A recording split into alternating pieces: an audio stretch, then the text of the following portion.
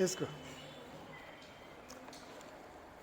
Okay friends, now we are going to discuss question number 16. Question number 16 of the brief facts are like this. Section 6 of the Probation of Offenders Act. అదేనా ఏం రాశారు? Question ఏముంది? PO act అనే ఉంది. Question ఏముంది? Okay, state that, ఒకసారి ఇవ్వమ్మ question చూస్తాం. When any person under 21 years of age is found guilty of any offence, so he will be given probation. దాంట్లో ఉంటుంది అనమాట. మీరు గ్యాప్ ఇచ్చాడు. X was accused of an offence at the age of 20 years. The sentence was passed at his age of 22. How will you interpret section 6? ఇది question. So now the brief facts. Section 6 of the probation offenders act ఏం చెప్తున్నాయా అంటే, when any person under 21 years of age is found to have committed some offence or to have been punished for an offence, normally since he is being a young man, his future life should not be disturbed. అతని జీవితం చెడిపోకూడదు కాబట్టి he should be given a chance. Probation of offenders act కింద అతనికి కొంత time ఇస్తారు. Maybe 1 year or maybe 2 years, 2 సంవత్సరాలు నీకు శిక్ష, 2 సంవత్సరాలు జైలేస్తున్నాను, కానీ నువ్వు యువకుడు కాబట్టి నీకు 2 సంవత్సరాలు ప్రొబేషన్లో పెడతాను, నువ్వు జాగ్రత్తగా ఉండాలి. అంటే ఏంటి? ఈ లోపల నువ్వేదైనా అఫెన్స్ చేస్తే జైలుకి వెళ్ళిపోతానని భయపెట్టి వదిలిపెడతాం. అర్థమైందా? This is the intention of the section 6 of the probationers of offenders act. కానీ ఇక్కడ లింక్ ఏంటి? బ్రీఫ్ ఫ్యాక్ట్స్ ఏం రాశారు? This boy was 20 years at the time of offence. ఇలా కూడా చూపించు, at the time of offence. But by the time of punishment వీడి శిక్ష వచ్చినప్పుడు వయసు ఎంత వచ్చింది? 22 years వచ్చింది. Whether 22 years boy can be given the so called probation are not, ఇది పాయింట్. సో నో అంటే ఎట్లా ఇంటర్ప్రిట్ చేయాలి, మీరు జాగ్రత్తగా అర్థం చేసుకోవాలి. So for interpretation what is the fundamental point అంటే, first point, you have to know the intent of the legislature. What is the intention of the legislature? So young boys should not be disturbed. చిన్నపిల్లలు అంటే యువకులు ఈ యొక్క punishment వల్ల ఇబ్బంది పడకూడదు, వాళ్ళకి చాలా భవిష్యత్తు ఉంటుంది. ఆ భవిష్యత్తుని జైలుకి వెళ్తే ఏమైంది, ఉద్యోగాలు రావుగా, అందుకోసం ప్రొబేషన్ అఫెండర్ యాక్ట్. సో దీంట్లో ఏజ్ ఈజ్ నథింగ్, 22 years. కానీ దీంట్లో మనం గుర్తుపెట్టుకోవాల్సింది ఏంటి? At the time of offence ఎంత వాడి వయసు? 20 years. కాబట్టి పనిష్మెంట్ ఇచ్చేది ఎంత వయసు అయితే మనకేముంది? కాబట్టి 20 years వాడికి ఈజీగా as he can be given the tender of pardon or the so called probation. Right. The issue whether a person was 20 at the time of offence, నేరం జరిగినప్పుడు ఎంత వయసు వాడిది? 20 years. Can be given probation at 22 years of age. 21 అయితే పర్వాలా, కానీ వాడు శిక్ష చెప్పేటప్పటికి 22 వచ్చాయి. మరి 22 వాడికి ప్రొబేషన్ ఇద్దామా వద్దా? ఏం చెప్తారు లక్ష్మణ్ గారు? Yeah. So this is, please remember, the topic of interpretation in Pari Materia. So when 2 subjects or when 2 sections deal with the same topic, you have to give importance to the which is beneficial to the accused person. Pari Materia అంటే on the same subject. So here probation of offenders act ఉంది, అలాగే section 306 360, if I'm correct it is 360 CrPC కూడా ఉంటుంది. 360 సిఆర్పిసిలో probation of offenders act ఉంటుంది. అదే ఇదా? So దాంట్లో age about 21 years అని చెప్పి దాంట్లో ఉంది. PO యాక్ట్లో కూడా దాదాపు అదే ఉంటుంది. కాబట్టి మరి ఇతనికి మెయిన్ ఇంటర్ప్రిటేషన్ ఏంటి? వీడికి నేరం చేసినప్పుడు 20 years ఉన్నాయి, ఇప్పుడు 22 years ఉన్నాయి. కాబట్టి అతనికి section 6 of the PO act apply చేయాలా లేదా? That the main question. So definitely please remember, so you have to right as interpretation students, you have to right a few topic on the a few points of interpretation of the statutes in Pari Materia. So Pari Materia means on the same subject or matter in a similar case. This is Pari means same, Materia means matter. So when there are different statutes in Pari Materia, though made in different times or explained, they shall be taken and construed together. You have to construct them together. So statutes are in Pari Materia which relate to the same provision or thing. PO act అదే చెబుతుంది, section 360 CrPC అదే చెబుతుంది. So ఇక్కడ ఉన్న బాధ ఏంటంటే who is a probationer, who can be A probationer, young person, age 21 years అన్నాడు. So 22 years వాడికి ఎట్లా, ఇది అనమాట మనకి. సో దీంట్లో క్లియర్గా ఆల్రెడీ మనం చెప్పడం జరిగింది. Anyway, so definitely when he is 20 years at the time of the so called offense, he can be given probation. దీంట్లో డౌట్ అక్కర్లా. కాకపోతే మీరు రాయాల్సింది ఇంటర్ప్రిటేషన్ త్రూ ప్యారీ మెటీరియా, ఆ మాట రాస్తేనే దీంట్లో మార్కులు వస్తాయి. రైట్. సో కేసు లాస్ 2 ఉన్నాయి. Sudesh Kumar versus state of Uttarakhand 2008. Sudesh Kumar versus state of Uttarakhand 2008. దీంట్లో the supreme court held the object of PO act 1958 is different from juvenile justice act. కొన్ని సందర్భాల్లో జువెనైల్ జస్టిస్ యాక్ట్ కూడా దీనికి అప్లై అవుతుంది. అందుకనే ప్యారీ మెటీరియా అన్న. జేజే యాక్ట్ వస్తుంది, పిఓ యాక్ట్ వస్తుంది, 360 ఆఫ్ ది సిఆర్పిసి కూడా వస్తుంది. కాబట్టి మూడింటిని మనం కంబైన్ చేసి చదవాలి. That is what is called construction. That is the difference between interpretation and construction. So ఇంత చెబితే అసలు మైండ్ పోదు, కానీ ప్యారీ మెటీరియా గుర్తుపెట్టుకోండి. దాని గురించి 4 లైన్లు రాయండి. Right.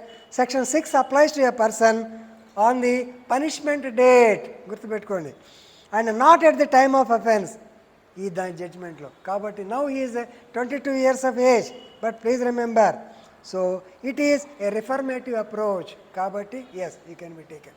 Actually strictly speaking as per the probation of offenders act 22 years కాబట్టి ఇవ్వటానికి లేదు. కానీ ప్యారీ మెటీరియా తీసుకొచ్చి 360లో ఉంది కాబట్టి వాడు జువెనైల్ కింద లెక్క కాబట్టి 22 అఫెన్స్ జరిగిన 20 ఇయర్స్ కాబట్టి yes, he can be given the so called probation. Then బరికేషన్, బాసీ కేసున బరికేషన్ ఉంది versus state of Odisha 1967. The boy was 20 years at the time of committing offence. He was charged under section 380 of the Indian Penal Code. What is 380? Jahnavi. 380 IPC. 379 దొంగతనం. 380 దొంగతనం ఏంటంటే ఇంట్లో దొంగ. ఇంట్లో దొంగను పట్టుకుంటా ఉంటాయా? ఈ సైడ్ కూడా పట్టుకోలేడు, కానీ ఇక్కడ పట్టుకున్నారు, దొరికాడు 380 కింద. So he was arrested under section 380. So as a youth he committed. So సహజంగా ఆడవాళ్ళు ఏదో స్నానానికి వెళ్ళినప్పుడు అక్కడ రింగ్ మర్చిపోయింది, ఆవిడ కొట్టేశాడు, చిన్నపిల్లాడు, ఏమి జరుగుతూ ఉంటాయి.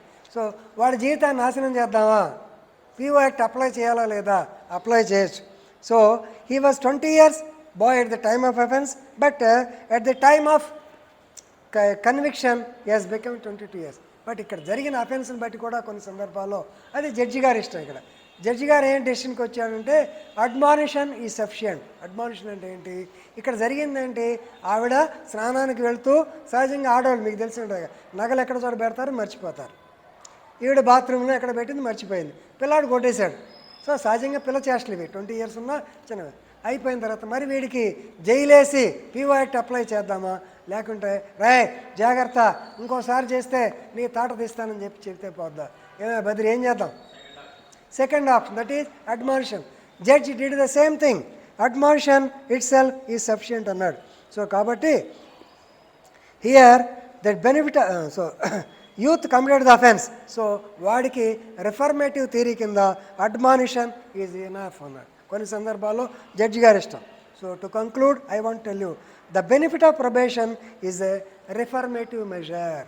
థియరీస్ ఆఫ్ పనిష్మెంట్లో deterrent, retributive or reform. So present days ఏం జరుగుతున్నాయి? Reformative measure.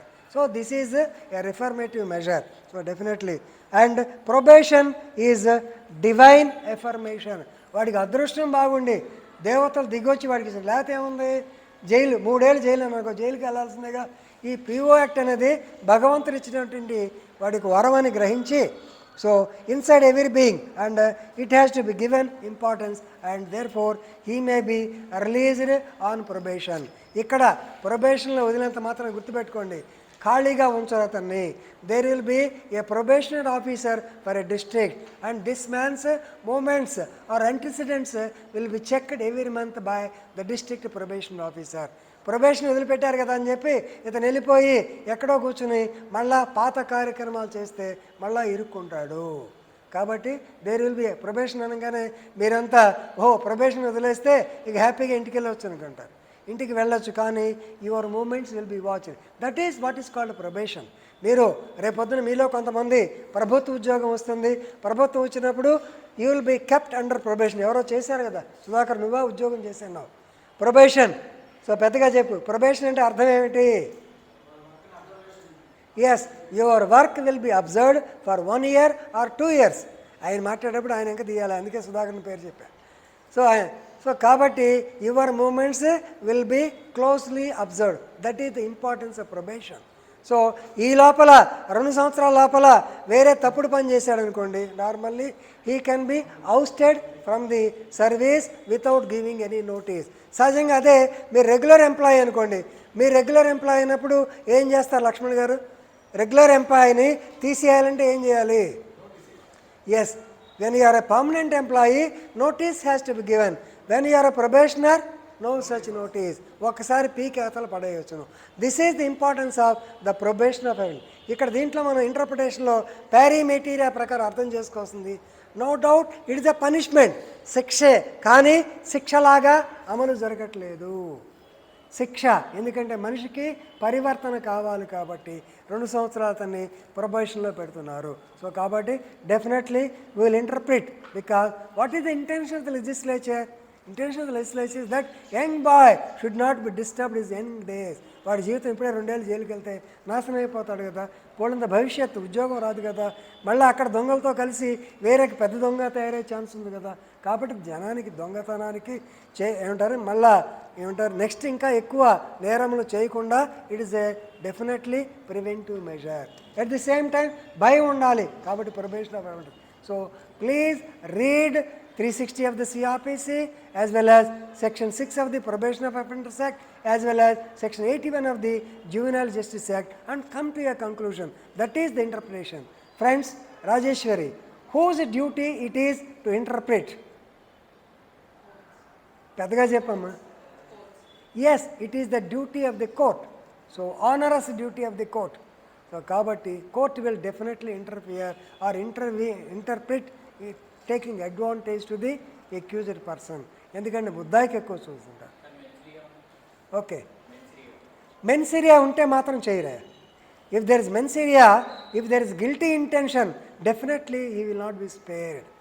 యంగ్ బాయ్, మీకు ఇన్ఫర్మేషన్, మీరు 5 years కదా, ఐటీ యాక్ట్లో ఏం చెప్పాను, ఇన్ఫర్మేషన్ టెక్నాలజీ యాక్ట్లో overall the hackers are the persons, hackers are youthful. Youth అంటే young persons having experience in the information technology and those who do not have మెన్సిరియా.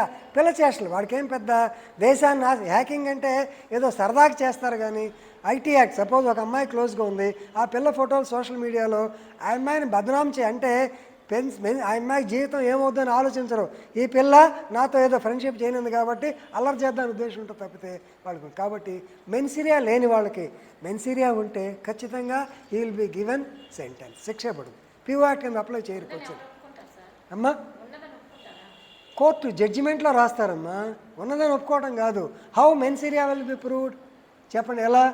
By court, by evidence. So by the evidence, definitely the court will come to a conclusion whether there is mensiria or not. If mensiria is there, definite punishment will be given. Mensiria lekapotane, mensiria, actus reus, both of them are most important. To commit a cognizable crime, mensiria is the most important. Guilty mind. What are the essential features for committing a crime? Number 1, there should be motive, there should be intention, there should be preparation, there should be attempt. Attempt may result in action or offence. ఇదన్నమాట మెన్సిరియా it అన్నట్టు. అలాగే actus reus. So mens rea actus reus means the act done. For doing some act you should, for something you should act. ఒక మనం track తప్పాము, ఎంత time అయింది? Okay, it's enough. So thank you very much for sparing your valuable time. Tomorrow we'll discuss some other thing. Thank you. ఇప్పుడు చూడు ఎట్లా mic ఎట్లా వచ్చింది చూడు.